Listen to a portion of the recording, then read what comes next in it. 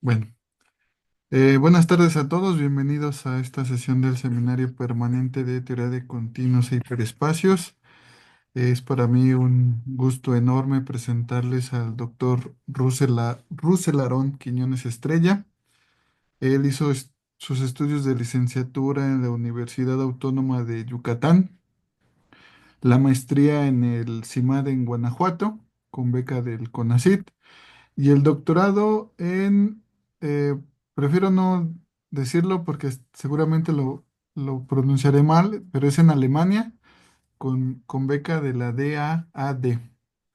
Él, entre las áreas de interés eh, y áreas de investigación está la topología, los hiperespacios de continuos, en particular los anclados y los simétricos, la geometría algebraica. Tiene publicaciones recientes, muy recientes, y él es parte del Sistema Nacional de Investigadores e Investigadoras en el nivel uno.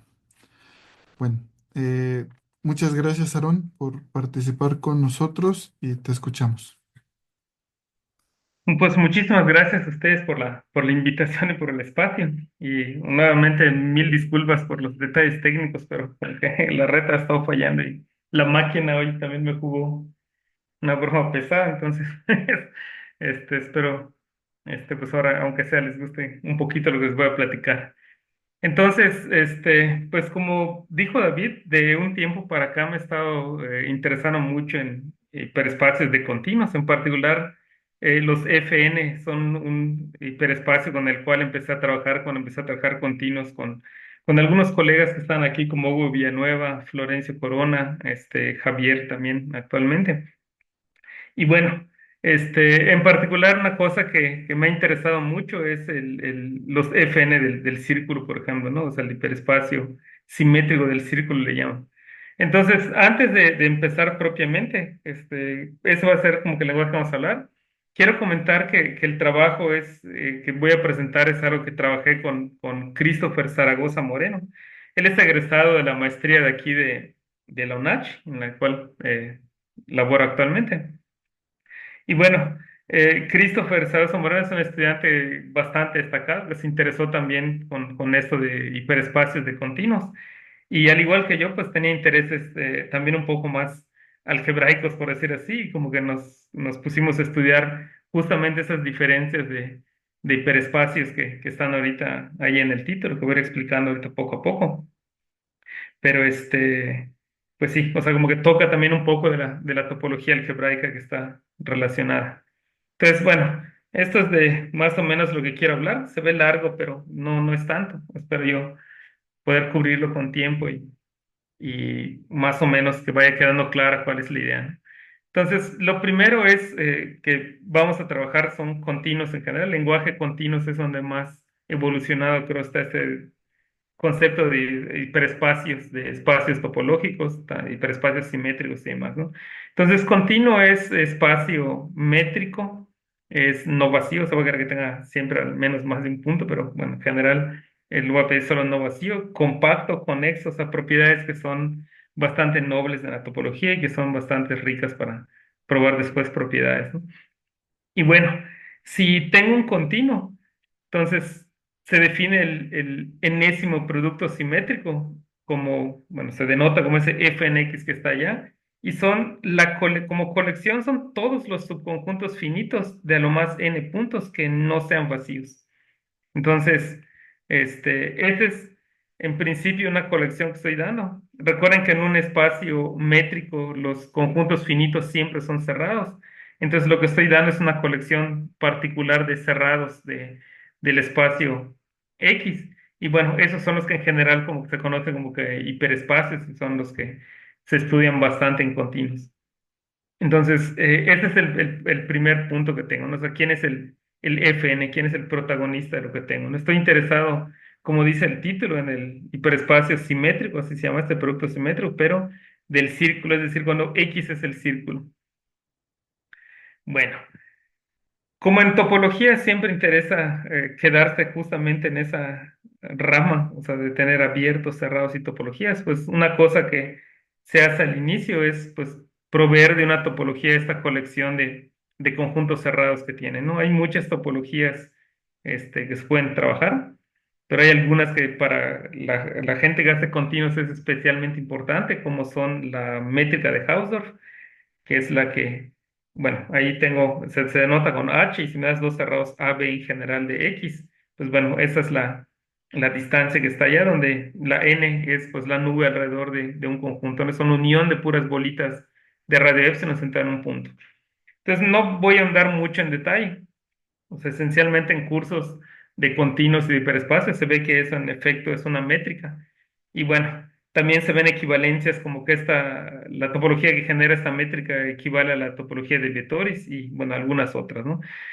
Si me lo permiten, más que entrar ahorita en esos pequeños detalles, quisiera más o menos como que nos quedáramos con la idea de que esencialmente esta métrica está definida para que si dos conjuntos de puntos están cercanos como que punto a punto, que es en mi caso son conjuntos finitos de lo más n puntos, como dije, entonces esos conjuntos sean parecidos, ¿no?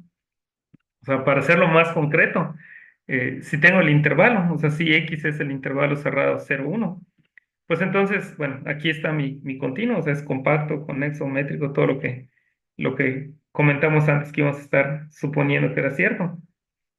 Y bueno, si ahora me fijo en el F2, que ese es el título que aparece aquí en la pantalla, o sea, estaría fijándome en conjuntos de a lo más dos puntos.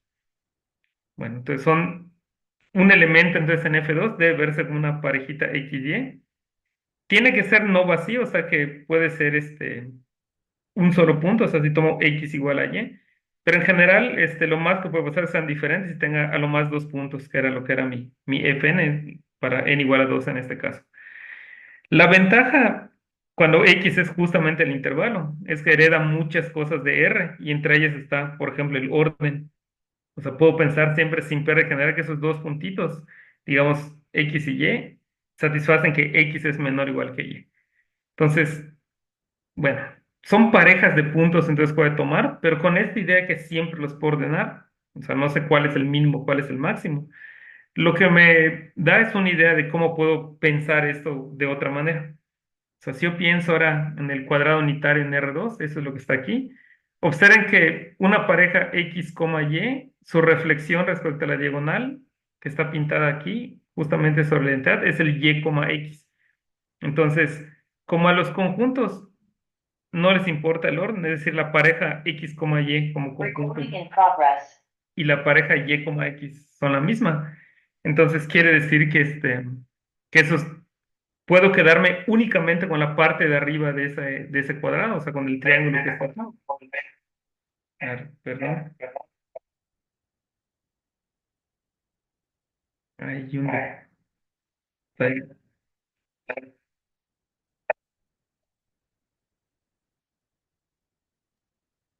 ¿Hay alguna pregunta?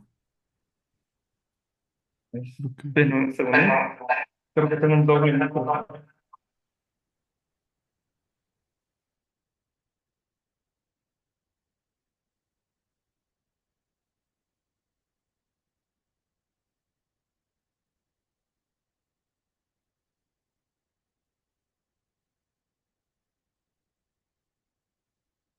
Eh, bueno, bueno. Se escucha ahora solo un micro, ¿verdad? sí, Ah, ok.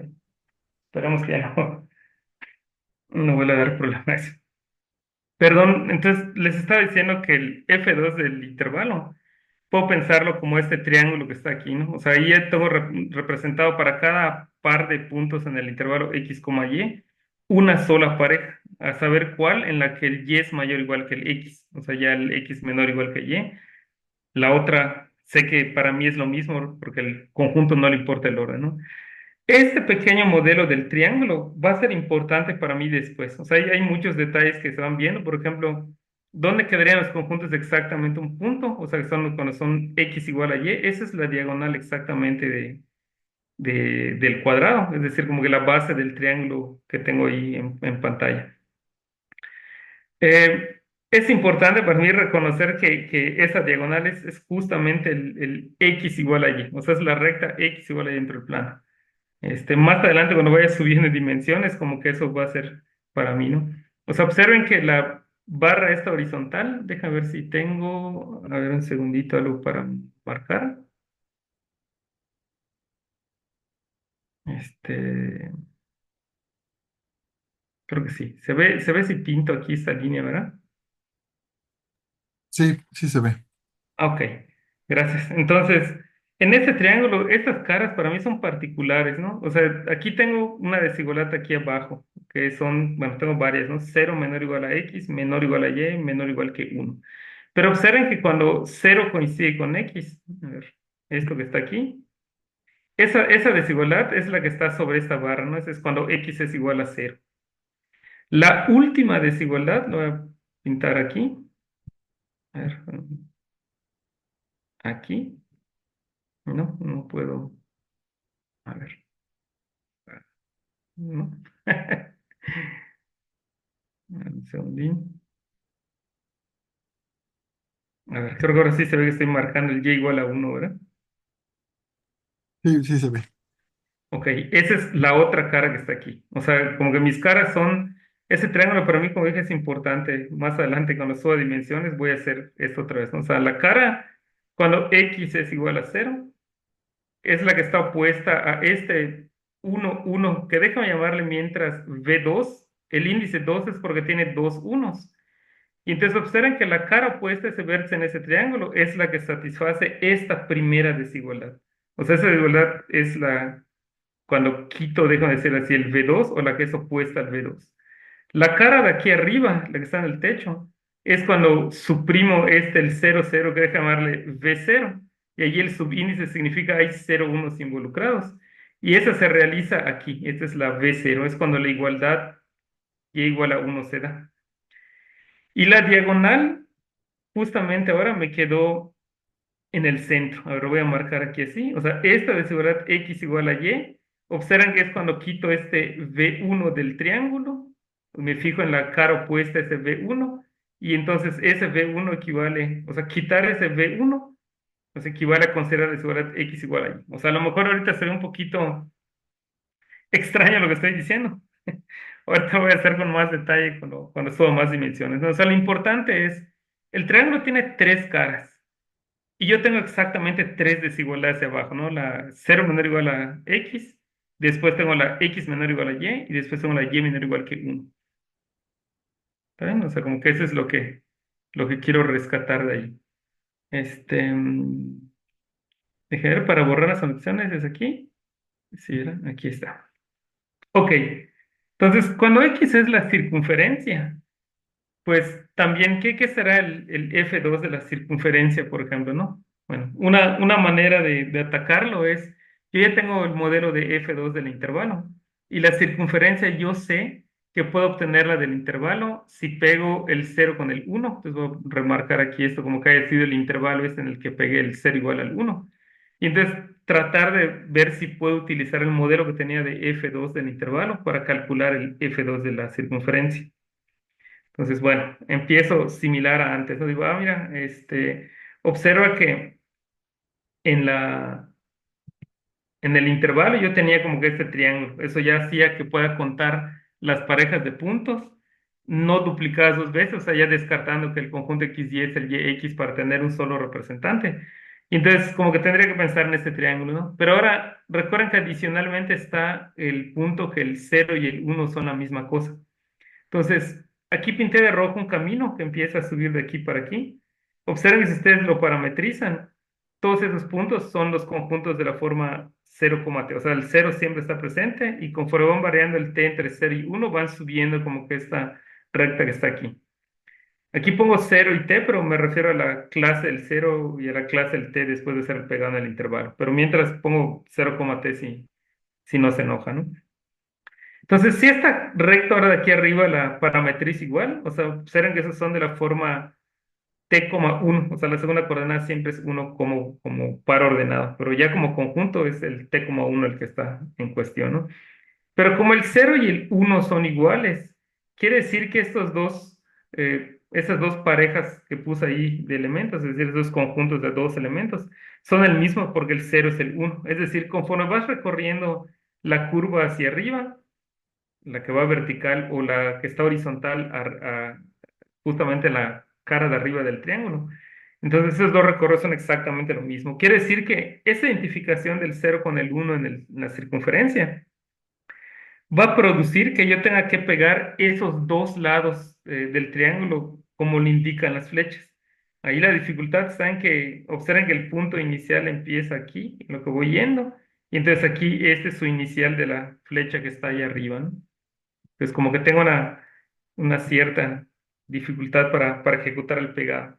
Otros puntos no se pegan, ¿no? Bueno, aquí el 0 0 el 0 1 y el 1 1 son los mismos. Es decir, esta recta que está aquí girando, como que al final de cuentas en el espacio F2 de C1 va a tener el mismo punto inicial y el mismo punto final, ¿no? Porque una es el t,0 y otro es el t,1, pero el 0 y el 1 son la misma clase en la circunferencia.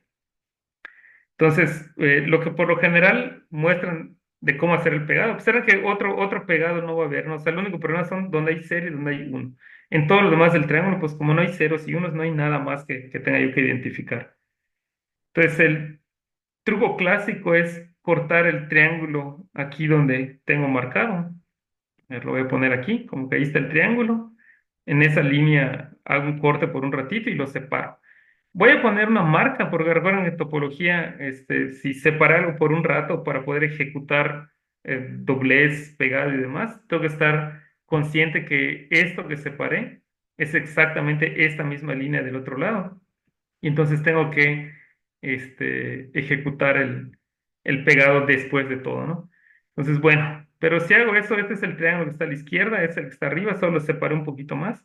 Observen que puedo poner ahora uno encima del otro. Déjenme ver si muestro por aquí. ¿Ven? Aquí lo que hice es como que nomás puse esta vertical, esta línea que está aquí. Un poquitín. O sea, esta línea que está aquí vertical, pueden pensar que es esta que puse aquí, y eso produce que esta flecha roja ahora baja hacia aquí, ¿no? Entonces, para que obtenga lo mismo, tengo que darle vuelta a esta para aquí encima, ¿no? Pero recuerden que tengo que girar primero en esta dirección para que la flecha quede también ahora volteando hacia abajo, ¿no? Entonces, bueno, al final no es difícil convencernos que el pegado da justamente lo que tengo ahí. Y bueno, ahora observen, como les dije, que las líneas estas que tengo marcadas todavía tenía que identificarlo, ¿no? Porque recuerden, en topología no puedo cortar y dejarlo despegado, ¿no? O sea, rompería continuidad. Entonces, bueno, creo que el modelo ahora sí ya se reconoce que es, ¿no? Es la llamada banda de medios. Bueno, probablemente algo importante que hay que comentar aquí es lo siguiente. Voy a fijarme en lo que estaba justamente en la frontera, ¿no? A ver, voy a marcar este pedazo de aquí. Recuerden, este era este pequeño cachito de aquí, ¿no? Y luego continúa con un tramo aquí que me quedó ahora como que del otro lado. ¿Sí?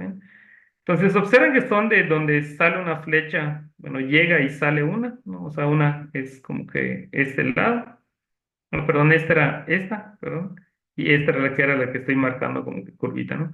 O sea, estas dos mitades es donde me quedaron lo que eran los unipuntuales aquí en mi modelo del F2 del intervalo, ¿no? Que después de pegarlo, sé que esta banda de medios debe ser entonces el F2 de la circunferencia. Pero por lo que estoy remarcando los unipuntuales es porque me quedaron justamente en lo que es la llamada frontera de la banda de medios. Y una cosa que quisiera ahorita remarcar es que si yo fijo un punto cualquiera, por ejemplo, digamos y empiezo a recorrer la frontera, pues ustedes saben que esta frontera va a empezar a venir por aquí. Bueno, déjame ver si me va saliendo y lo recorriendo, ¿no? Voy a poner una flecha aquí de que sigo dando la vuelta, ¿no? Y al final llego hasta acá arriba, ¿no? Si ustedes eso lo proyectan, deja de decir así, sobre el alma de la banda de medios, que es la línea que voy a pintar verde ahora en el cuadrado, que eso me va a quedar justamente como una circunferencia aquí sobre la banda de medios.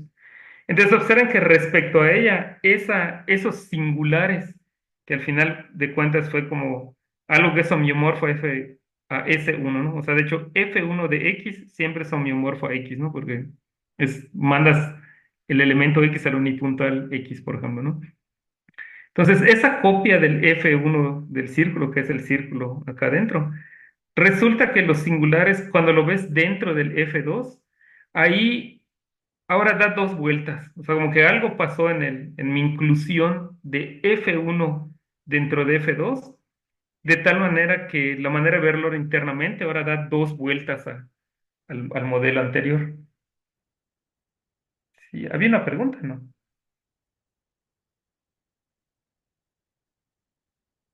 ¿No? ¿Sí me escuchan? Sí. Sí, sí, te escuchamos. Ah, perdón, perdón, sí. Es que pues, a lo mejor era ruido acá, me pensé que había una pregunta. Ok, esto que da dos vueltas, es para mí importante. O sea, bueno, varias cosas que F1, los singulares, F1 de S1, dentro de F2 de S1, quedó dentro de es la frontera de la banda de medios. El F2 fue la banda de medios, y de hecho la manera en que está, déjame decirlo así, encajado el F1 dentro del F2 es tal que le da dos vueltas al alma de la banda de medios. O sea, como que esa es la observación ahorita que quiero dejar. Entonces, voy a empezar a subir de dimensión ahorita una vez que más o menos eso quedó ahí más o menos como que intuitivamente claro, ¿no? Y voy a hacer un par de comentarios de las dificultades que empiezan a pasar, ¿no? Por ejemplo, Borsuk en el 49 afirmó que F3 de S1 era un producto de esferas, ¿no? O sea, sabe la esfera de dimensión uno con la esfera de dimensión 2. O sea, él dijo es S1 cruz S2. Y bueno, probablemente ustedes conozcan pues a Borsuk de varios lados, porque es un matemático polaco muy prolífico.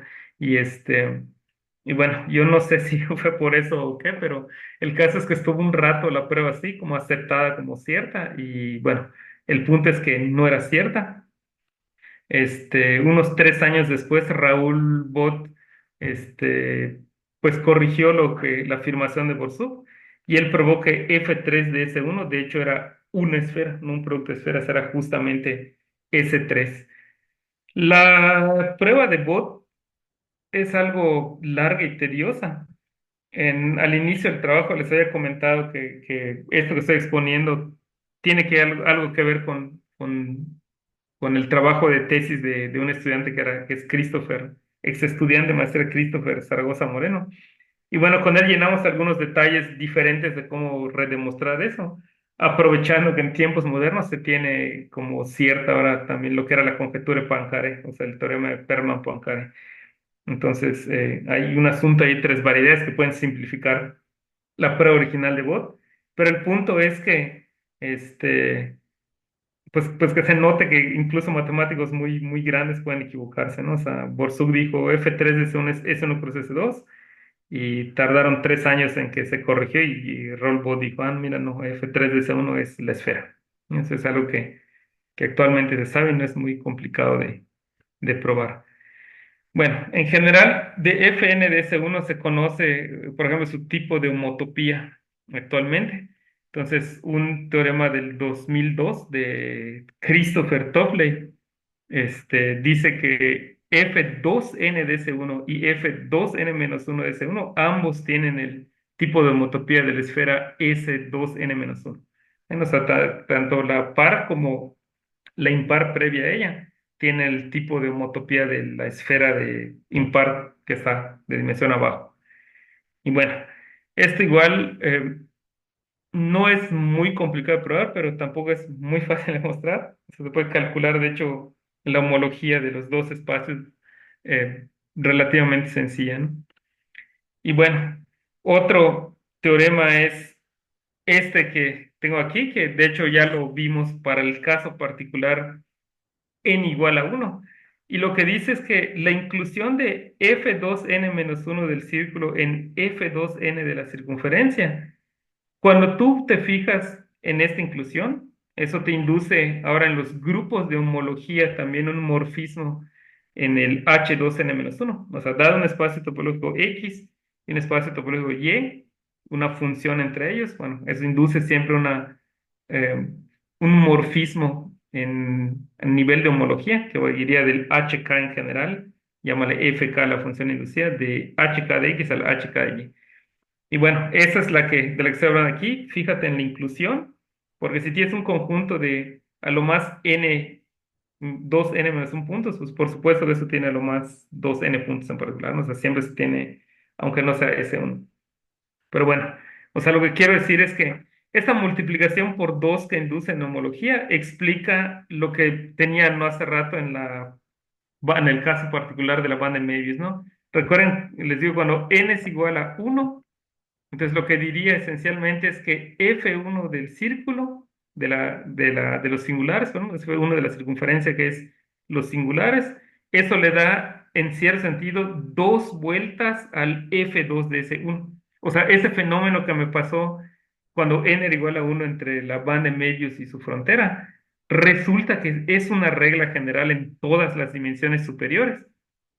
Y bueno, eso lo que dice es que si tú vas subiendo en dimensiones al calcular los Fs, Ns y vas viendo cómo el impar está encajado en el par que sigue, lo que tienes que ir haciendo es como que ir dando cada vez dos vueltas, cada vez dos vueltas. O sea, F1 dentro de F2 le da dos vueltas, pero F3, por ejemplo, dentro de F4 también le da dos vueltas en cierto sentido. O sea, eso es lo que la homología ahorita está diciendo. Y bueno. Creo que si uno se hace una idea de lo que está pasando, es que conforme vas subiendo la dimensión, como se están enredando cada vez más y anudando cada vez más las cosas en la dimensión que le sigue, lo que va a pasar es que el espacio topológico que resulta como que es bastante salvaje en cierto sentido. Entonces, ¿en qué sentido? Déjenme les digo un poquito más. Hay un teorema de Chinen y Koyama, que es del 2010 en donde ellos establecen que de hecho para n mayor o igual que 4 fn de ese uno no es una n variedad, es decir, sí tiene dimensión n, porque pues al final de cuentas describes localmente con n puntos a lo más los elementos de fn de ese uno n puntos en el círculo. Pero bueno, en el sentido de variedades, de que encuentres una vecindad de cada punto que es homeomorfo a una n bola abierta, por ejemplo, eso no se puede hacer. ¿Por qué? El punto es que se empieza a enredar, como dijimos, cada vez más y más, según lo que la homología dice. Y en efecto, pues hay una prueba, como les dije, del 2010, en la que hacen con detalle el por qué eso no puede ser una variedad. De hecho, no solo eso, el asunto es un poquito más drástico. Incluso no puedes encajar una variedad orientable de dimensión n dentro de Fn de S1. Es decir, si tú quisieras ver una n variedad, aquí variedad me refiero a sin frontera también, perdón, o sea, en el sentido de variedades. Entonces, eso no es posible.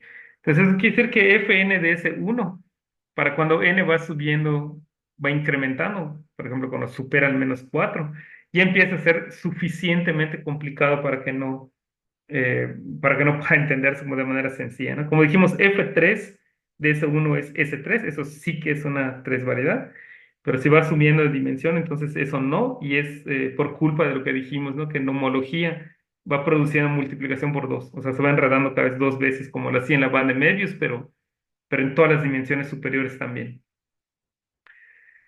Ok, eso es más o menos lo que se conoce en cuanto a estructura a él, ¿no? Al Puedo, espacio perdón, ¿puedo hacer genético. una pregunta, Aaron? Sí, claro, dime.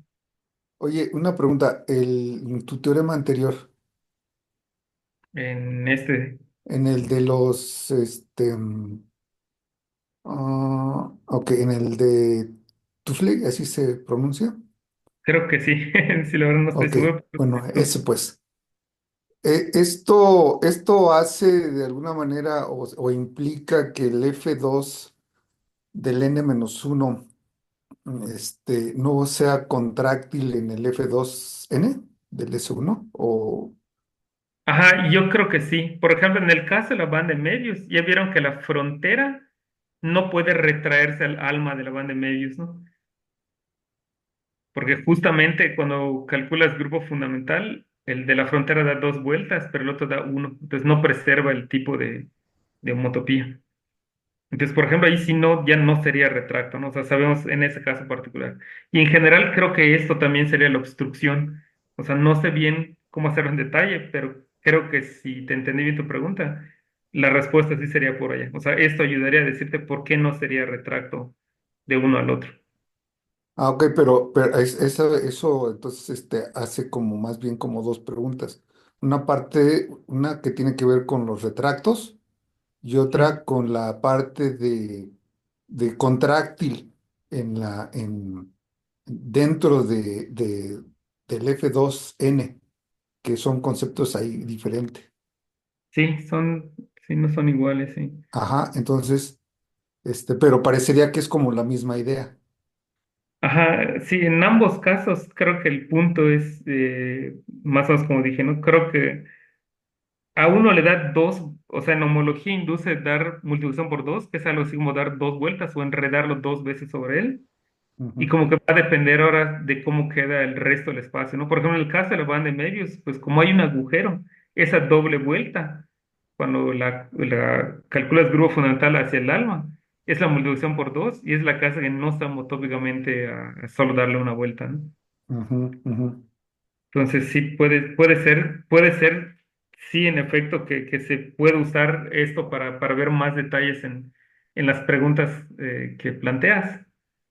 Exactamente cómo no estoy seguro, porque me imagino que hay que conocer un poquito más de los FNs, pero sí, o sea, sí creo que puede ayudar a entender un poquito más preguntas relacionadas a las que haces, o sea, del tipo este de contractibilidad, homotópicamente equivalente a cero, retracto por deformación fuerte, ujú, retracto, colapsible, colapsable, contraíbles y todas esas que son ujú. sutilmente distintas, creo que puedan decir algo más estas.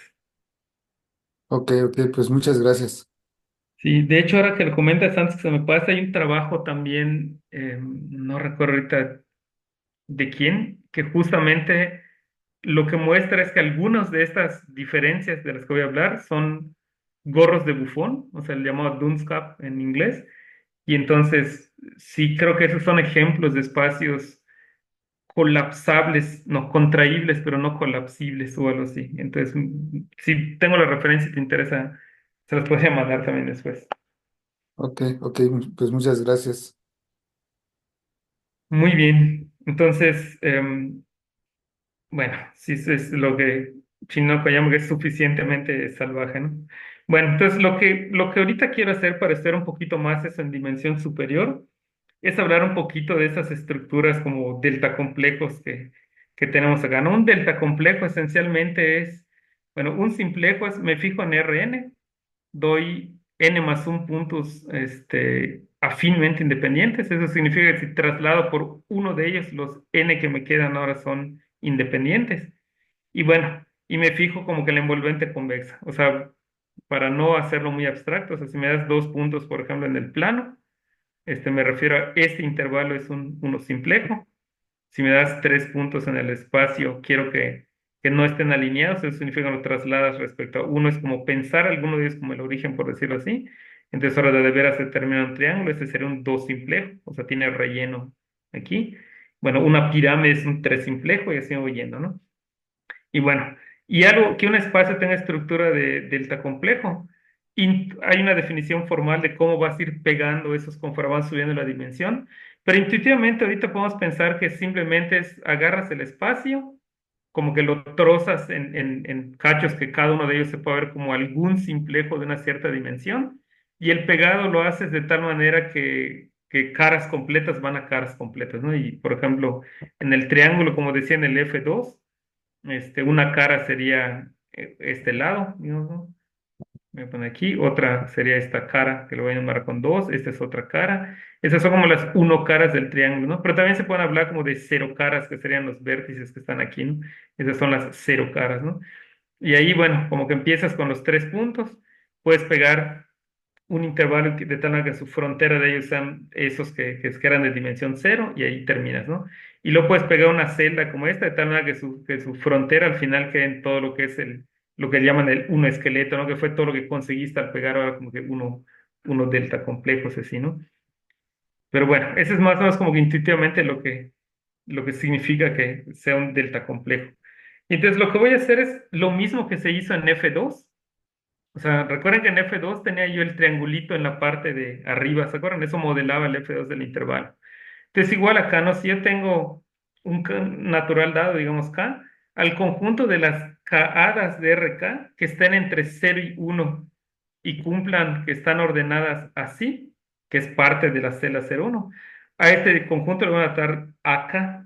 Ese de hecho es un delta complejo también, o sea, lo puedo romper en triángulos aquí. No, aquí lo que tengo pintado es únicamente el caso cuando K es igual a 3. Y bueno, aquí tengo un poquito más de notación, o sea, lo voy a denotar como está aquí así. O sea, si tú me das los vértices en general, o sea, que son los puntos esos que dije afinmente independientes. Si le pongo corchetes cuadrados, me refiero a la envolvente convexa de eso que está ahí. Y bueno, para el caso particular en el que uso el origen y los vectores canónicos, por ejemplo, de RK, pues se ve más o menos como lo que estoy pintando aquí, ¿no? Y lo que marqué aquí en rojo es lo que andaba diciendo, ¿no? O sea, si tú le llamas VJ a esos vértices en los cuales aparecen K menos J ceros, o sea, por ejemplo, aquí en V0, aquí es K igual a 3, 3 menos 3 es 0, o sea, hay 0 unos, ¿no? O sea, todos son ceros. Y lo que el V1, este recuerden que es el 001, solo hay un 1. Este V2 tiene dos unos al final, o sea, ese es el V2, es el 011. Y el V3 tiene 3 1 al final, y como solo hay tres coordenadas, ese es el 1,1,1. O sea, como solo estoy dando nombres hasta cierto punto de manera astuta para manipularlos, ¿no? Entonces, este es el A3, el que tengo ahí dibujado. No sé si se alcanza a apreciar, pero como que si tú te fijas en el cubo unitario, o sea, I cruz, I cruz, I cruz, y que es lo que tengo aquí. Entonces recuerden que lo que había dicho es que entonces tengo exactamente K igualdades aquí. O sea, hay K menos 1 intermedias, o puedo poner una después de cada una de ellas y una extra, que es cuando alcanzas alguno de los extremos y se empieza a contar solo a la derecha, solo a la izquierda. Entonces, por ejemplo, aquí puedo enumerarlas, ¿no? Voy a poner, si no se enojan, en vez de X1, X2, X3, voy a poner como clásicamente hacemos X, Y, Z únicamente. Entonces, observen otra vez, ¿no? La igualdad X igual a 0 es esta pared del cubo, que es la que está pintada ahí como que rojo más fuerte. O sea, aquí creo que tengo mis coordenadas X hacia aquí, o sea, volteo un poquito solo para que se pueda apreciar. El Z sí, sí, la dirección Z sí es hacia arriba. Esa es la Z. Y en vez de poner hacia el frente para que me deje ver, puse hacia atrás la dirección Y. Entonces observen que cuando X es igual a 0 está sobre toda esta pared, ¿no? Pero también no quieres todos los que están en esa pared, solo quieres a su vez los que Y están arriba de X, ¿no? Entonces sigue estar arriba de la diagonal. Y también quieres que sea hacia el lado, hacia el fondo, hacia el frente, perdón, y hacia abajo, por ejemplo, ¿no? Entonces, las igualdades son esta cara que está aquí, que es la opuesta a la 3, es cuando X es igual a 0, donde se da la primera igualdad. La tapa que está, por ejemplo, en el techo, la parte de arriba es cuando siempre se alcanza el 1 en la última coordenada, pero es como que la opuesta al 0. Es equivale a la última desigualdad, a cuando Z es igual a 1. ¿Sí ven? Y estas dos que están aquí, la de enfrente está sobre el plano X igual a y la del plano que corta atrás, que es, a ver, no se alcanza a apreciar, voy a poner solo enfatizado esto, pero está en el fondo. Ese es el Y igual a Z. Entonces, como que esas son las caras que tengo ahí de este acá, ¿no? O sea, como se imaginan, esto lo mismo que voy a tratar de imitar es lo que se hizo para en el caso K igual a 2, o sea, en el F2 de S1. Tratar de hacer en general, como replicar lo que me agarro del intervalo, identifico el 0 con el 1 y veo cuáles tapas de este delta complejo, por ejemplo, son los que tendría que identificar. Entonces, por ejemplo, creo que algunas que son claras son esta tapa, ¿no? Esta tapa de aquí son ternas X, Y, 1. Y entonces las que están en esta tapa siempre tienen primera 0. Y si me autorizan cambiar el nombre, en vez de ponerle Z, voy a poner 0, X, Y, que era lo mismo que tenía yo acá, ¿no? O sea, como que esas dos tapas deberían ser lo mismo en mi identificación en algún momento, ¿no? Y bueno, también estas deberían pegar, ¿no? Porque las que están enfrente son X, X, Z, y las que están atrás, pues son de la forma ahora X, Z, Z, ¿no? O sea, cuando la Y es la Z y la primera cuando la X es la Y. Entonces quiere decir que también producen las mismas parejas, o sea, necesita ser siempre identificado, ¿no? Como hice también en el caso de la banda en Medius, que busqué dónde podía recortar de manera astuta y después repegar y otra vez ya poder hacer estas identificaciones que al principio me dan problema. Lo mismo puede hacerse en general, ¿no? Solo que en general como si fuera un poquito más tedioso el asunto. Bueno, voy a dar un poquito más de nombre, que es lo que estaba diciendo aquí. O sea, para este AK, lo voy a llamar a su jésima cara, borrar justamente el elemento J, ¿no? O sea, ¿qué significa esto que está aquí? El circunflejo es notación estándar para ese elemento lo quitas, ¿no? Es decir, está V0, V1, llegas a VJ-1, saltas a VJ+1 y continúas con los demás, ¿no? Y recuerden lo que les dije, que esto es como la envolvente convexa de eso, ¿no? Entonces, por decir, la cara cero sería quitas este. Y si solo te quedas con los tres puntos de arriba, observa que el envolvente convexa de esos tres es justamente la tapa que está enfrente del V0. Entonces, esa es la anotación aquí, ¿no? O sea, la jésima cara es quitar el jésimo y es la que está opuesta entonces en el AK, la que está opuesta al vértice ese J, ¿no? Y la otra cosa es que podemos describirlas explícitamente, ¿no? O sea, por ejemplo, la cero cara pues dijimos, si se acuerdan, es cuando se alcanza la última desigualdad, ¿no? Por ejemplo, aquí. O sea, esta, la cero cara, es la que es opuesta a esta cero, es la tapa que está aquí arriba, es cuando justamente, bueno, en este caso, cuando z es igual a 1, ¿no? Y bueno, también voy a poner aquí del último, ¿no? La tres cara es la que es opuesta a este vértice, es la pared que está aquí, es cuando x es igual a cero, que es la primera. O sea, aquí lo que es un poco quizás confuso es que el nombre de la cara está de acuerdo al índice que es el que suprimes, pero no es la desigualdad que corresponde, sino es algo así como que la reflejada respecto a ella, ¿no? O sea, aquí a lo mejor ya está un poquito más claro. O sea, la cero cara, como dije, es cuando la última se alcanza, la última igualdad. La késima cara, o sea, ahí coinciden los signos K con K, es cuando la primera igualdad se da. Y en general para jésima lo que tienes es el K menos J y el anterior es la igualdad que se da. ¿Sí? O sea, como que esas son las caras que tiene este delta complejo acá. Ahí nomás es nombre hasta ahorita para lo que quiero. Y bueno, aquí le voy a poner corchetes solo para denotar a la clase de equivalencia de esa identificación natural, o sea que mandas a un T y te fijas en la clase después de identificar 0 con el 1. Entonces observen que todos son como que unipuntuales al 0 y el 1, digamos, los que representan las clases de equivalencia. Pero bueno, solo para no meterme en mucho rollo, le voy a poner corchetes cuadrados cuando me refiero a la clase. Y esta Q, cuando le ponga el índice arriba, que va de AK a S1K, lo que hace, recuerden que en AK ya tengo representados todos los elementos ya como que dentro de I que puedas ordenar. Y bueno, lo único que le voy a hacer es tomarles clases de equivalencia para caer ahora en un producto del círculo, ¿no? K copias de la circunferencia. Bueno, ese es el QK, o sea, ya estoy empezando a tratar de encaminarme a la cociente que quiero, ¿no? Y el FK va a ser, bueno, voy a componer ese QK que tengo aquí con otro que le voy a poner subíndice, que es el cociente, el estándar. O sea, el que si te doy X a la K, para ir a F a la K, lo único que hago es convertir una K en un conjunto. O sea, me olvido del orden y pongo las llaves en vez de los parenses redondos, ¿no? Eso es lo que es la Q sub K. Entonces, esencialmente lo que estoy haciendo con esto es tomando ahora como que lo que va a ser mi modelo y como que esta función va a ser lo que equivale a mi cociente para darme el modelo perdón, aquí creo que sobra esta K no va, la de arriba del exponente es f sub K de S1, no sé lo que decir. Entonces, esta es como que la función ahora sí que me da el modelo, ¿no? Y efectivamente, como que lo que se afirma en cierto sentido es que la imagen de esto, después de hacer las identificaciones, es precisamente tu modelo de FK de S1.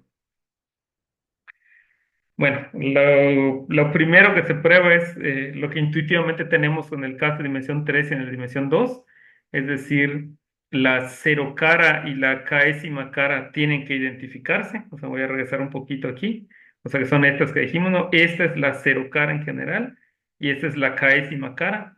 Esas dos bajo el modelo se identifican. Recuerden que bajo el modelo significa simplemente la imagen del FK, que es lo que tengo aquí, ¿no? Y para las otras, todas las demás otras caras que no sean esas, observen que quité el cero aquí, quité la décima, todas esas también deben identificarse. En el caso de dimensión 3 también se puede ver, fue lo que dije, ¿no? Esta cara y la que da la vuelta hacia atrás también eran la misma. Pero bueno, cuando vas subiendo en dimensión, todas las demás otras caras que te aparecen, eh, creo que intuitivamente es claro que son la misma, porque recuerden que una cara significa que te dio una igualdad. Entonces, en principios, K puntos que tenía realmente solo tienes K menos uno. Y si se da la igualdad en otro lado, pues también sigue siendo K menos un punto, solo es cuestión de renombrarlos como hice en el caso 3, ¿no? Por ejemplo, el XXZ y el XZZ. El primero representa cuando X es igual a Y, por eso no lo puse, y el segundo cuando Y es igual a Z, por eso también no puse la Y. Pero esencialmente observen que los conjuntos en cuestión son los mismos, ¿no? Entonces es lo que dice esto ya, digamos, de una manera más formal.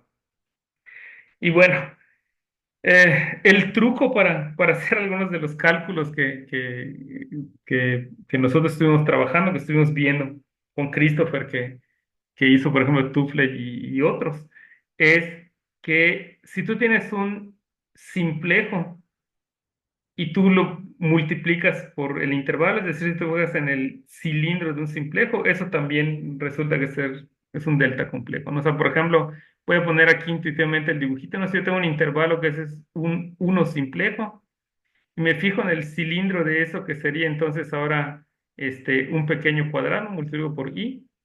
Entonces observen que esto esencialmente lo puedes deformar para que se vea también de manera triangular, ¿no? Pero bueno, el punto es que eso vale en general. Y bueno, explícitamente el homeomorfismo está aquí abajo. O sea, si yo tengo, voy a pensar el K menos un simplejo como la késima cara de mi simplejo S acá. O sea, solo es cuestión de comunidad como para tenerlo encajado en cierto lugar, ¿no? Pero recuerda que esa es una cara de RK que empieza con cero. Aquí suprimí el cero, pero si quieren voy a poner el A0 como cero. Aquí lo puse otra vez, solo como para enfatizar, digamos, una cosa que voy a hacer ahorita. Pero bueno, o sea, al final de cuentas, si tomas eso y un tiempo t, pues yo me voy a fijar en esto. ¿Qué es lo que está escrito allá? Voy a ver las diferencias uno menos AK menos uno, que es la última coordenada.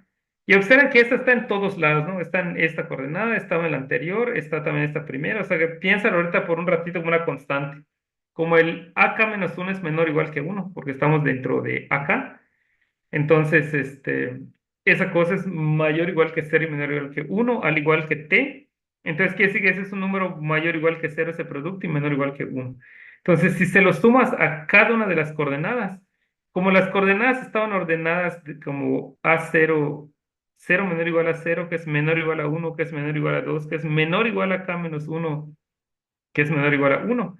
Quiere decir que como estas primeras entradas las dejé igualitas, también las sucesiones que estoy pintando en azul también tienen la propiedad que está ordenada ascendentemente respecto al orden de R. Eso es lo primero. Y lo segundo es que, este, bueno, también, no, hasta ahorita solo eso. O sea, siguen estando dentro del acá. Ah, bueno, no, cierto. La otra es, quiero ver que es mayor o igual que cero, la primera. Y sí, porque lo que estoy sumando acá son puros términos mayor o igual que cero, lo que dije, ¿no? Y quiero ver que el último también es menor o igual que uno.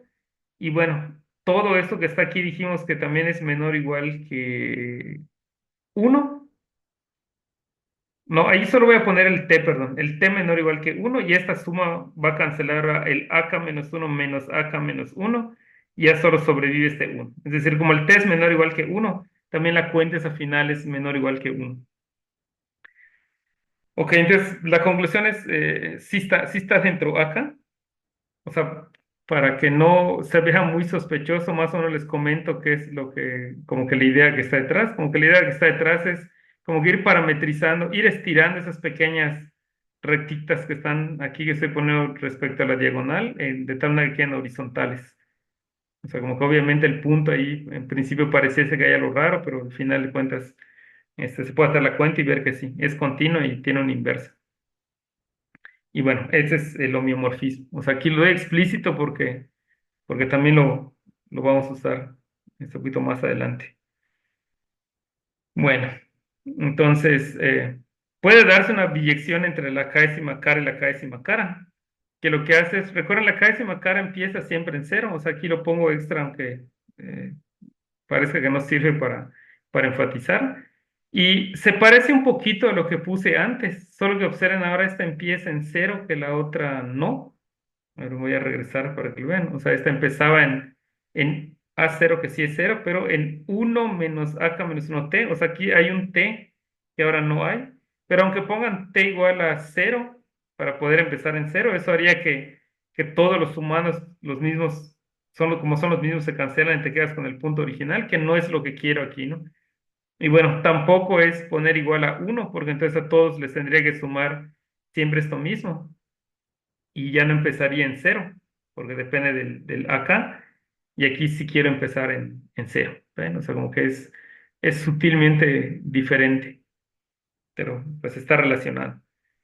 Y bueno, la proposición es que si defines QK' como la composición del homeomorfismo que dimos antes entre esto con la FK que habíamos dado, entonces esa tiene la propiedad que cuando evalúes aquí estoy representando A como un vector de estos A que están aquí, que empieza en cero, y lo pones con el valor uno. Eso te da el de esta sigma que tengo aquí, pero evaluada en cero. Y cuando lo haces con el A, cero, te da ahora la de la inversa, porque recuerden que dijimos que era una biyección, pero acompañado del uno. O sea, eso a lo mejor ahorita se está viendo un poco mareador respecto a la intuición que quería, pero déjenme les digo para no perdernos qué es lo que quiero hacer.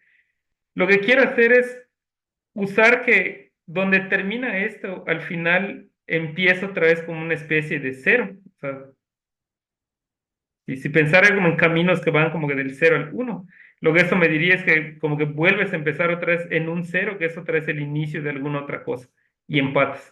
O sea, ahorita a lo mejor va a quedar un poquito más claro. Y eso son justamente estos lazos de los que estoy hablando, ¿no?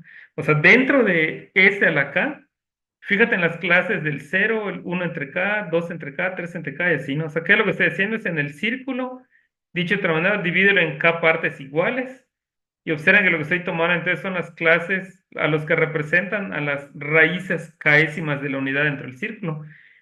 Pues, como saben, hay exactamente K raíces k'ésimas de la unidad según variable compleja, y lo que ustedes hacen es solo representar dentro del intervalo quiénes son los que le pegan, ¿no? Entonces, este punto RK es justamente el que representa las raíces k'ésimas dentro del círculo. Entonces, es un punto del FK de ese uno muy particular. Y bueno, lo voy a llamar BK cuando considero el elemento ahora como punto, ¿no? Será que aquí empecé con el cero, o sea, aquí no son clases, ese está en la cara del ciplejo porque este es justamente cero, por eso es que está en la k'ésima cara, y están ordenados también de manera ascendente, ¿no? Va creciendo lo que es el numerador. Entonces, un lazo basado en RK es a T, mando la QK' BKT, o sea, me regreso un poquito porque ese es a lo mejor un poquito complicado, ese era el que tenía acá, compones con el homeomorfismo que lo estira y ahora lo consideras ahora sí una vez que lo tienes allá como punto de él. Voy a regresar aquí, ahí está. Entonces, básicamente solo es hacer la evaluación, o sea, evalúa en cero. Fíjate qué era lo que hacía cada uno de ellos y te das cuenta que cae en RK, ¿no? Y cuando evalúas en uno, lo que va haciendo es como que aparentemente va como que desfasando estos, ¿no? O sea, en uno, solo que ahora sí alcanzas en el último, el más uno entre K, que es el RK. O sea, de hecho es una cuenta que si quieren podríamos hacer aquí explícitamente de la de la definición, aquí está. O sea, evaluarlo, por ejemplo, con S las raíces y ponerle el uno y ver qué produce. Bueno, pero para no hacerlo aburrido, pues ya, la cuenta resumida es justamente ambos dan el mismo punto. Entonces quiere decir que este alfa dentro del FKS1 es algún lazo basado en esas raíces k'ésimas de la unidad. O sea, es donde empieza como que a tener un poquito de sentido el por qué en el título tenía pues el grupo fundamental, las diferencias, ¿no? Y bueno, ese punto BK, lo primero que observar es que como empieza en cero, recuerden que eso quiere decir que está en la késima cara, es decir, es opuesto al vértice VK, que es el que tengo pintado aquí. Y ese VK es un punto entonces dentro de estos rojos, solo lo voy a marcar aquí, dejen cambiar el color, a lo mejor en azul. Voy a pintar un puntito aquí azul, ese sería el BK, porque empieza en cero. Obviamente ahí lo pinto solo para K igual a 3, pero en general lo que está pasando, como empieza en cero, está en esa cara. Y ahora observen lo que voy a hacer. Lo que voy a hacer es, primero en el dibujito, tengo aquí como que mi delta complejo, no es un simplejo, es esta tapa que está aquí. Aquí estaba el B0. Opuesto a B0 está esta cara que está aquí, que es donde estoy marcando el cursor. Pero si en lugar de B0 yo lo quito y sustituyo a BK y dejo los demás elementos que está ahí, yo obtengo un pequeño triángulo aquí más chiquitito. Este es el que estoy llamando el delta minúscula IK, ¿no? O sea, por ejemplo, observen lo que está haciendo el delta IK, ese es el triángulo este que voy a sombrear aquí, ¿no? Ese sería el delta cero, ¿no? Porque el delta IK lo que hace es suprime el elemento K, eso ya sabemos es solo estar opuesto a esta cara, ¿está bien? Pero observen que también el índice I viene de que empiezas B0, B1, llegas a B I menos uno y lo continúas acá con B I más uno, B, bla, bla. Pero quiere decir que entonces lo que puse en su lugar fue el BK, que es lo que estoy haciendo, como dije acá abajo, ¿no? O sea, si sustituyo este triangulito azul en lugar del triangulote grande, a este es el que estoy llamando delta 0K.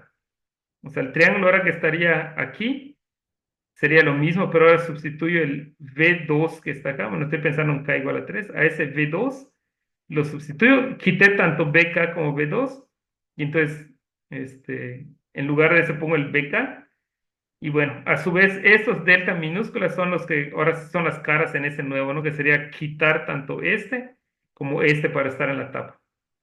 O sea, se ve un poquito engorroso, pero esencialmente lo que ustedes tienen es, estoy dando una subdivisión en simplejos a esa cara que está ahí. Aquí solo pinté la cara para dimensión 3, entonces ya le puse las etiquetas que deben, o sea, todo lo que tengo pintado aquí es la cara opuesta al vértice V3, por ejemplo, cuando K es igual a 3. Esta era la tapa que pinté de rojo aquí, esta que está acá.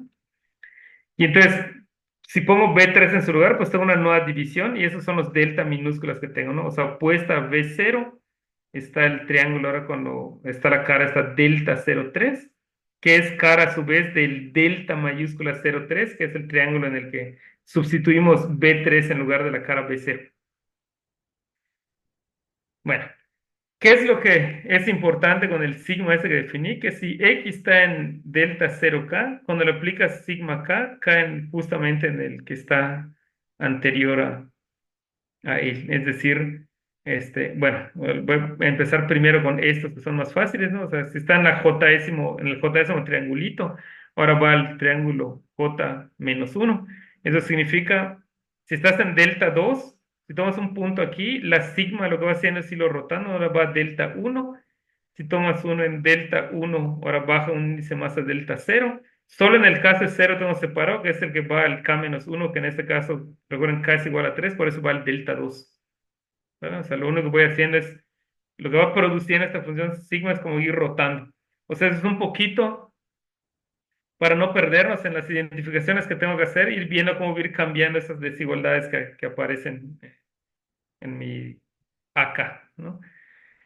Y bueno, eso da pie a un segundo lazo. O sea, si me fijo algo en el interior de la K-1 parte de esta nueva subdivisión que tengo aquí, entonces puedo definir, bueno, por cierto, aquí interior, se me olvidó comentar, me refiero, el interior de un simplejo es quitarle justamente esas fronteritas, ¿no? O sea, bueno, si tú tienes un triángulo, que es un 2 simplejo, cuando yo cuando yo quite los unos simplejos, que son esos, los lados que dijimos en un lado, lo que me queda es lo que le llamo el interior. O sea, no es interior en el sentido de como subespacio, algún espacio topológico, sino nomás es quitarle la frontera, a lo que me refiero allá. O sea, nomás había olvidado ese detalle pequeño, ¿no? Bueno, entonces si te das algo en el interior, es decir que no están las fronteritas que está ahí. Entonces considera este nuevo camino que es a t mandas al puca prima y compón sigma k j veces con él, o sea, es lo que tengo aquí, y pon sigma cero la identidad. Y entonces, recuerden lo que les había dicho del punto inicial, ¿verdad? O sea, cuando pones aquí un cero, pues bueno, ya tienes un cero allá, ¿no? Pero cuando pones un uno, lo que habíamos dicho que había que hacer es componerla con la sigma k para pasarlo al cero. De hecho, es que me voy a regresar, nomás porque a lo mejor ese detalle es importante. Aquí está. O sea, si tienes un uno, para convertirlo en cero, lo que hay que hacer es aplicar la sigma una vez, ¿no? Y si tenías un cero y querías convertirlo en uno, habría que aplicar la inversa, ¿no? Pero ahorita voy del uno al cero. Ese es el que me interesa nomás para ver que se van empatando los caminos. Ese es el que está aquí, ¿no? Entonces, si está en cero, lo dejo tal cual. Pero si evalúo en uno, dijimos que lo que tengo que hacer es, para convertirlo en cero, evaluar una sigma k una vez más. Y esta es la definición del sigma j más uno para volver a tener cero. Y con eso garantizas que siempre tienes cero del lado derecho. Y eso sirve para lo que sí. O sea, el primero va a empezar entonces, el E0 va a ir de X con cero y va a terminar en sigma de X con cero. Observen que sigma de X con cero, entonces también es el inicio del camino epsilon uno, que está aquí el sigma uno con cero. Y va a terminar ahora en sigma cuadrada de cero. Pero sigma cuadrada de cero vuelve a ser el inicio del E2 y puede empatar. O sea, ahí lo único que significa la estrellita es como se ve en los cursos de topo algebraica, ¿no? Que es un camino que va de un punto A un punto B y ese le llamas omega, por ejemplo, ¿no? Y lo tienes otro camino que iba de B a C, entonces puedes obtener uno como que concatenando, recorriendo al doble velocidad del primero y al doble velocidad del que sigue para volver a parametrizar entre cero y 1, si es interesante, un camino que va desde el punto A hasta el C. Entonces, eso es la estrellita, ¿no? Esa concatenación de camino. Y lo que estaba diciendo aquí es que justamente entre los puntos iniciales y finales de los caminos ahí, lo que me hacen es que me dejan componerlo a algo que llamo epsilon k. Aquí a lo mejor, espero no se enojen que pareciese ser potencia, pero solo es que no la quise poner abajo porque no había una k, solo había k menos uno de ellos porque llega hasta k menos uno. Bueno, este, déjenme ir probablemente un poquito más rápido porque a lo mejor el tiempo ya se me está acabando. Y entonces, el chiste ahora de lo que se quiere hacer es usar el teorema de Seyferт-Van Kampen para calcular el grupo fundamental de algo. El teorema de Seyfert-Van Kampen lo que dice esencialmente es que si descompones en abiertos de manera adecuada un espacio topológico, de tal manera que en la intersección de ellos está el punto como que sobre el cual quiero calcular el grupo fundamental, entonces, pues hay una receta de cómo calcular en esos términos el grupo global, ¿no? Y eso es básicamente lo que se hace aquí, ¿no? O sea, por ejemplo, fk menos uno es un cerrado metido en fk de ese uno, entonces quiere decir que la diferencia de esos dos, que lo voy a llamar u, ese es un primer abierto, ¿no? Ese con las funciones que describimos resulta ser que es la imagen de Qk' de el interior de la késima cara de AK cruz I. Entonces ahorita es por lo que entra, digamos, ahí el detalle de cómo se hicieron las cuentas. Y el NK es la imagen ahora recuerden que esos eran las pequeñas caras de la subdivisión que teníamos cruz I, y lo que se hace es unir es el interior de la tapa completa. O sea, voy a pintar, por ejemplo, para cuando tenía la cara de dimensión 3 ya o cruz I, lo que estoy haciendo ahorita es la subdivisión de aquí, que recuerden que iba funcionando como rotativo.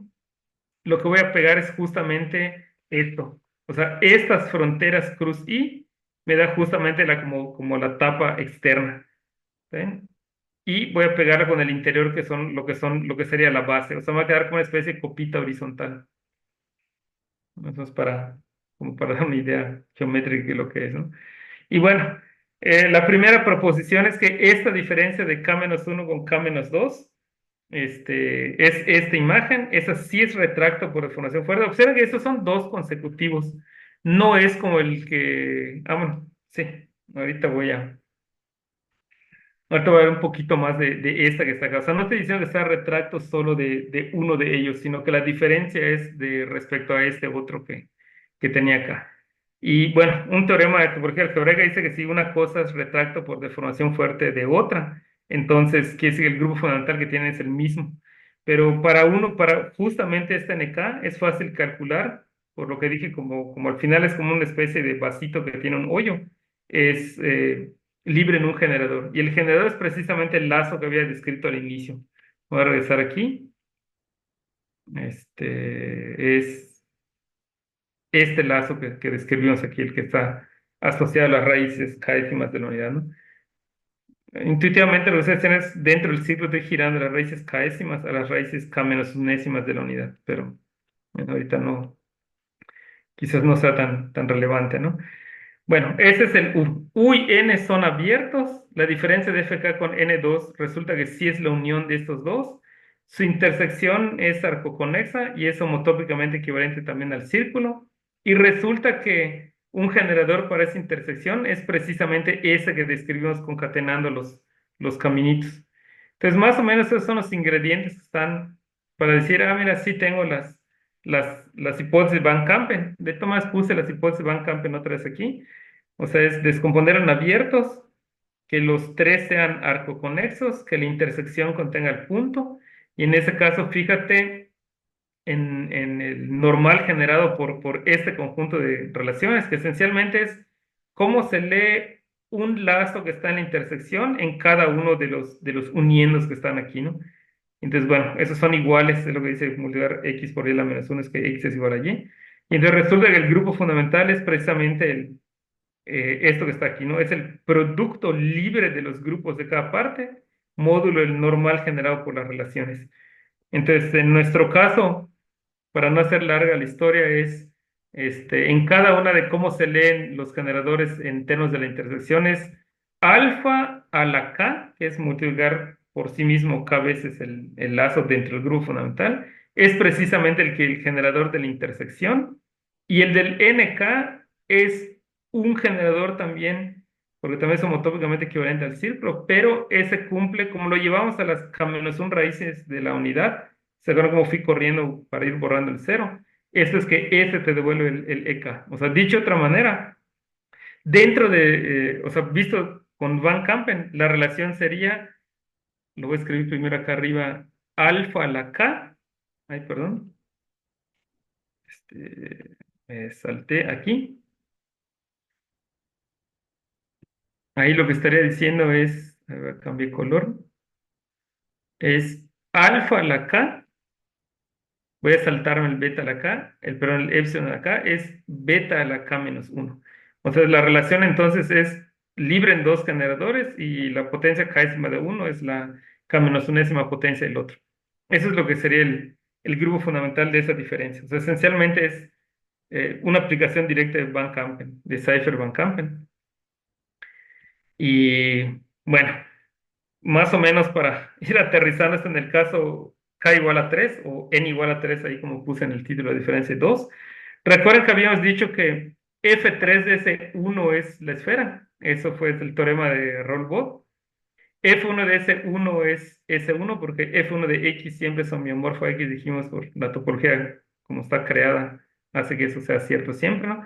Y entonces, todo lo que es homeomorfo S1 dentro de S3 es lo que se considera un nudo. Esa es la definición, de hecho, formal de nudo, no es un encaje de S1 en S3. Y entonces observen que el grupo fundamental que calculamos, que es esencialmente lo que calculamos es algo así como el grupo fundamental de S3 menos un nudo. Y bueno, el grupo de un nudo se define justamente así, o sea, se fija uno en S3 menos K, porque dijimos que un nudo es un encaje homeomorfo de S1 en S3.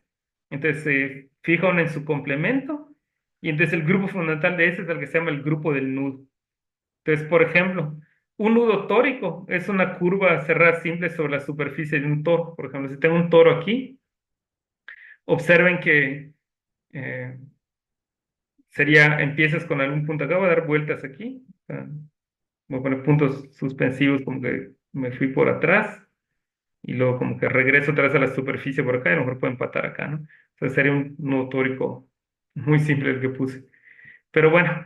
Lo importante de los nudos tóricos es que te bastan dos números para describirlo, ¿no? Hay dos lazos ahí especiales. Uno sería este que a veces le llaman mu por meridiano, ¿no? Y la longitud, bueno, aquí voy a poner este punto como el común, y la longitud que será un lazo que está aquí, ¿no? Esas son sobre la superficie.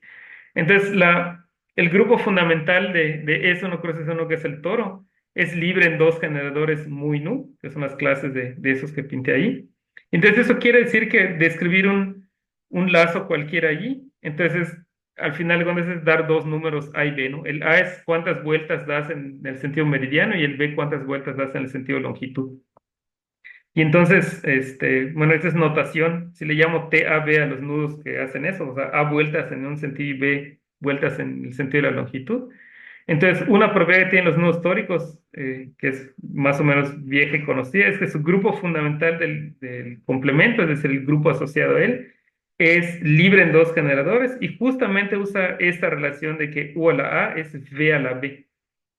Y bueno, solo el otro, ahorita quizás no es muy importante, es para distinguir cuáles son iguales o no, algunos de ellos, ¿no? Ese me lo voy a saltar si están de acuerdo. Lo importante para mí es que noten que esto que acabo de escribir aquí es exactamente lo que tenía aquí arriba. Entonces solo hay un cambio de letras ahí entre X y Y y U's, B's y A, B's y demás. Y entonces, bueno, aquí pinté el nodo 3 2. Entonces, ustedes siguen con la vista y marcan un punto, por ejemplo, aquí. Observen que a lo gordito, por decir así, del toro, esto da tres vueltas, ¿no? Aquí empiezo por arriba, aquí estoy abajo, abajo. Aquí ya salió otra vez a la superficie y ya completé una vuelta en ese sentido, ¿no? Lo voy a continuar por aquí, bajo, subo. Aquí ya llevo dos, con los regreso a la superficie, le di dos vueltas.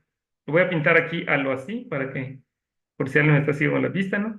Y luego bajos por aquí y subes y ahí completas la tercera vuelta, ¿no? Esas son las tres vueltas en el sentido meridiano, ¿no? Pero en el sentido de longitud solo son dos vueltas, ¿no? Voy a volver a marcar el mismo punto. Entonces aquí vengo por abajo, subo por arriba, digo, ay, cuando llegue aquí abajo, ahí abajo ya completé la primera vuelta en esta dirección, ¿no? En el sentido de longitud. Y luego la otra vuelta, pues igual no voy por arriba, por abajo, y cuando regrese hasta aquí ya completé la segunda vuelta, ¿no? Por eso es el nudo 3 2. Y bueno, ¿por qué estoy hablando de él? Lo que estoy hablando de él es que lo que hicimos fue, vimos que la presentación que tiene el grupo fundamental de F3S1 menos F1, que era como había titulado Plata, una presentación para ese grupo frontal, es precisamente la misma que tiene el complemento del nudo trébol, que es el nudo 3 2, así se le llama a ese nudo por obvias razones. Y bueno, la pregunta es si esos dos coinciden o no, ¿no? La mala noticia es que si dos nudos tienen el mismo grupo asociado, no necesariamente son equivalentes como nudos. Hay un detalle más que hay que hacer. Sin embargo, pues esto da una idea de qué es lo que se necesitaría reconocer para ver qué tan enredado está F1 de S1 dentro, por ejemplo, F3 de S1.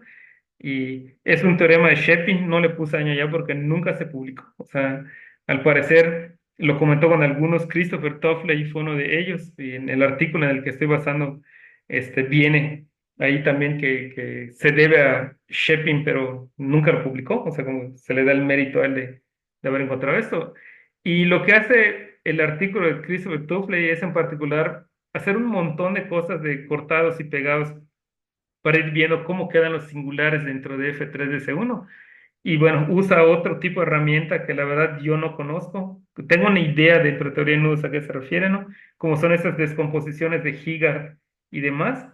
Y bueno, concluye que en efecto resulta que F1 dentro de S1 dentro de F3DS1 es el nudo trébol, ¿no? Es como que es algo que es coloquialmente conocido, pero pues una prueba formal vendría más o menos por acá, ¿no? O sea, tienen la misma presentación del nudo, son nudos primos lo que eso signifique, y entonces es por eso que tenían que ser la misma, ¿no? Entonces, esencialmente, esto es lo que les quería platicar, y por si tienen interés en la fuente original, a ver, déjenme ver, aquí está. Esos son los artículos, el primero Chinen y Koyama es donde calculan algo de homología, donde ven que les digo que no puede ser en variedad ni aceptar una variedad orientable de esa misma dimensión encajada en él. Y en el de Tufley lo que está es el resultado de que esa debería ser la presentación del grupo, de las diferencias, ¿no? Entonces, eso es todo de mi parte, ¿no? Voy a dejar únicamente esto, ¿no? Que es el teorema en dimensión mayor, ¿no? Sigue siendo cierto, pero solo que ya no son nudos, ¿no? Muchas gracias, Aaron. ¿Hay Sí, sí. alguna pregunta para el expositor?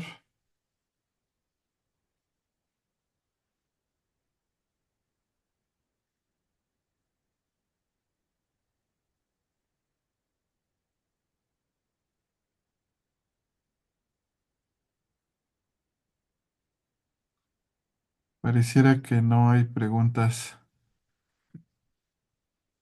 Sí, por no, mensaje. creo que sería bueno que se queden con la idea, es a lo mejor de estos pegados quizás, ¿no? Como que sería, yo sé que a lo mejor es tedioso y lo que empieza a marear y da trabajo escribirlo, pero de hecho también si tienen interés, como les digo, en la tesis de maestría de Christopher, que fue mi alumno de maestría, hicimos a mucho detalle estas cuentas y tratamos de poner muchos más dibujos de los que aquí están, que son muy simples, pero que no pude incluir acá porque creo que sí hubiese sido muy enredado.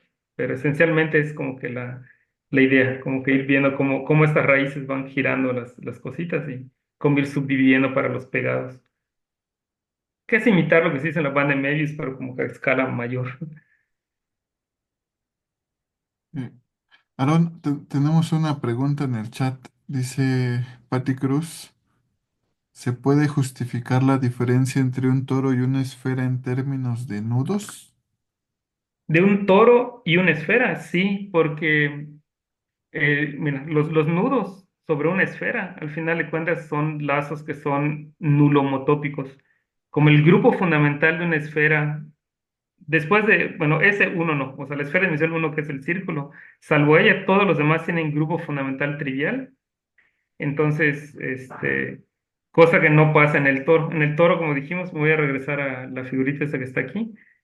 A lo que se puede ver, aquí está, es que su grupo fundamental, bueno, un resultado de topología algebraica es que si tú ves un espacio como un producto X cruz Y, entonces el grupo fundamental es el grupo fundamental de X, suma directa con el grupo fundamental de Y.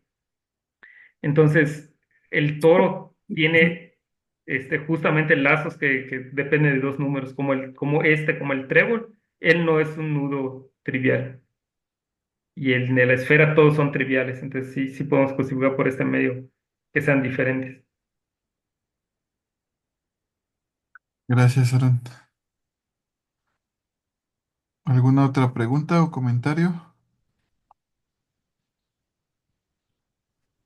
Oye, entonces eso quiere decir que todo lo que viva en la S3 se puede contraer, Todo lo que vive en S3, ¿te refieres a o sea, lazos? contraer en la esfera, en S3. No, no, no sé si me explico con mi pregunta. A lo mejor no la estoy Por ejemplo, entendiendo. el F1 Sí. se puede contraer en la esfera porque su grupo fundamental es el trivial, o ya no entendí bien. No, no es que, bueno, ese es un poquito diferente, ¿no? O sea, déjame ver si entendí bien. O sea, F1 ¿Cuál es el grupo fundamental dentro de la de esfera, F3, del ¿no? Uno es S3? una esfera, dijimos, y el otro es un lazo, ¿no? Entonces, sí, en términos topológicos, ese lazo es homotópicamente trivial. Ah, ok. Eso sí es cierto. O sea, dentro de F3 es uno que es S3, ese lazo es homotópicamente trivial, es nulo homotópico. Se puede contraer. Pero el lazo a un punto, no el Ajá, sí, el F3 lazo. al E1. Ajá. No sé si era lo que, si entendí Sí, sí, bien. sí. Esa es la Sí, pregunta. sí, sí.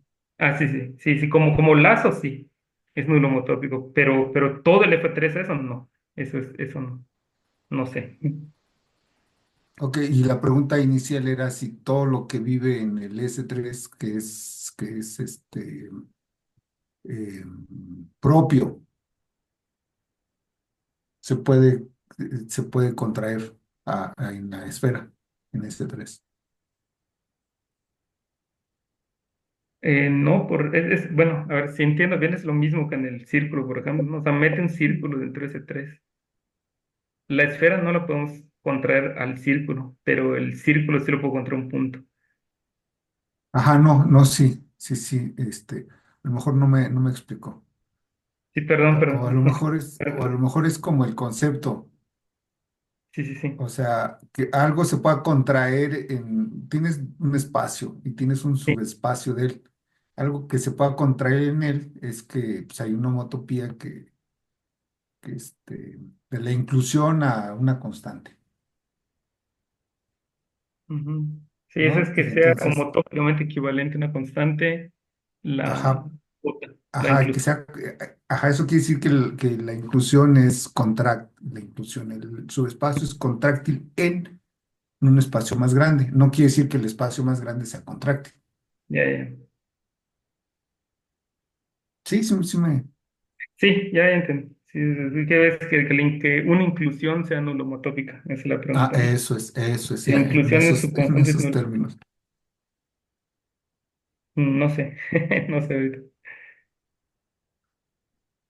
Ok, ok, es Probablemente una cosa que sí es clara es que si la inclusión no es, a ver, déjame pensar.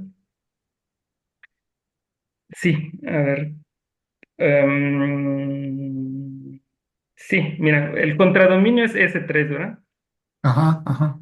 Ok, Sí, o entonces sea, imagínate, todo te vas a mover dentro de ese tres nada más. sí, entonces imagínate que la función que tú me das de cualquier cosa, no le haces en su conjunto, de cualquier conjunto, de cualquier espacio W X a S3 resultó ser no suprayectiva. Ah, ajá, ajá. Si resultó no ser suprayectiva, quiere decir que puedo quitar un punto de la esfera en el cual no le afecta como función. La imagen sigue siendo la misma, porque lo quité fuera de la imagen. Y ya todo lo contraes, ¿no? Entonces, ahora eso lo puedo contraer sobre la esfera Ok, y eso hace que sea ok, nulomotópica esa función. ok. Entonces, una función no suprayectiva a la esfera, S3, siempre es nulomotópica. En Sí, particular, ya es lo que te incluso, estoy preguntando ya es un caso a menos particular. que sea en el total, serían Ajá. nulomotópicas. Ok, ok, gracias. Sí, sí, de nada. Pati Cruz en el chat te agradece por la respuesta de hace rato, Aarón. Muchas gracias a ella por preguntar también. Bien. eh, ¿Alguna otra pregunta o comentario? Ah, alguien vi que levantó la mano. Enrique. Enrique. Ujú. ¿Qué tal? ¿Cómo están? Buenas tardes. Nada más para comentar, una prueba que también da alternativa a lo de que el, que el F3 de la circunferencia es homomorfo a la tres esfera y que contiene como subespacio al F1 como un nudo trébol, la da Jacob Mostovoy en un artículo de... Cierto, sí, usando lápices, ¿verdad? Cierto. Exacto, Sí, sí. sí. Él también da una prueba alternativa y utilizando látices. Nada más era Sí, de para eso. hecho, también hay una con haces fibrados, si no me equivoco, que déjame quién se de esa, no me acuerdo quién es, pero era también con Fiber Bundles, que creo que clasifican también una acción de S1 dentro de S3 y Ujú, como que muestran que la acción es de grado 2, -3 o algo así. Pero sí, ujú. sí hay otras por hacer. Sí, hay una con lápices muy bonita. Sí, es de Es de Jacobo Boy. De sí. hecho, cuando Zeppelin estaba aquí en México, Sí. o ya no sé si todavía sigue estando aquí en México, pero cuando estuvo aquí en México, hizo esa prueba, pero no, como dices, no la publicó, pero Jacob, Mostovoy, que sí estaba aquí en México, creo que sigue aquí en México, Jacob, este, coincidieron ahí en Cuernavaca, en el Instituto de Matemáticas, ahí hizo el artículo, o bueno, la prueba alternativa, Mostovoy, de lo que hizo Shep. Ah, sí, sí, sí, no, sí, no sabe bien. O sea, conozco de una prueba. O sea, he visto, no la he leído con mucho detalle, Ujú. También he visto otra con asociados, esa no recuerdo a quién se dé, pero pero sí, sí parece ser, como dicen, otra, gracias por la información, creo que sí, lo que comenta al menos el artículo en el que pasamos el trabajo con mi alumno es el Tufley, sí, sí se la atribuye a Shepin, Ajá. correcto. De hecho, en el mismo artículo de Jacob, que es lo publicó creo que en el 2004, está en el American Mathematical Monthly, por si no me equivoco. Ah, ok, voy a checar, sí, sí, Y sí, está, sí. lo publicó en el 2004 en el American Mathematical Monthly, y ahí comenta que es de Shevlin, que el resultado, y sin publicar, ¿no? También sí lo comenta, pero bueno, Ah, ok. Sí, no, pues bueno, gracias, gracias, sí, sí, comentario. Perfecto. eh, Gracias por la conferencia. no, no, ustedes por la invitación. ¿Alguna otra pregunta o comentario?